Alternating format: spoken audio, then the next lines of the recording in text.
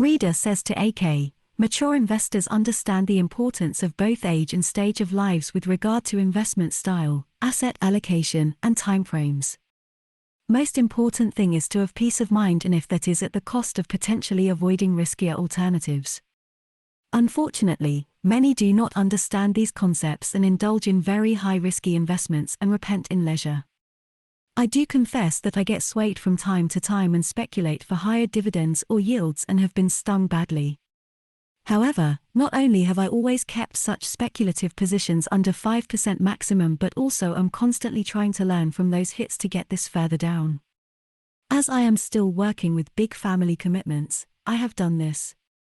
From time to time, it makes sense to review asset allocation and move gains with some capital off the equity side into either fixed income or property, if you want potential growth, at the cost of liquidity, of course.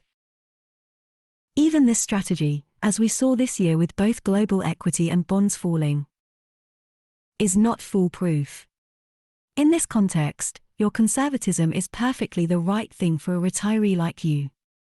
Lastly, I must say that you have been selfless in blogging and conveying the right messages, and more importantly, you have done this in a consistent fashion. Alas, the great majority of investors have neither the temperament nor the patience to put your guidance to good use. AK says to reader, all of us have different circumstances and not just financially. It is only reasonable that our approach towards financial freedom might be, and in many cases should be, different. Certainly, not everyone should be taking on more risk or be subjected to greater volatility in exchange for possibly higher returns. Even if we could get a higher return for the same level of risk or volatility, there might be other factors to consider. As I grow older, I value peace of mind even more and try my best to avoid doing anything that might make me feel uneasy. Of course, I understand that such things are sometimes unavoidable.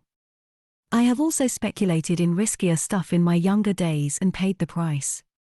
Fortunately, not going all in most of the time saved me, and being younger, I had greater ability to recover financially.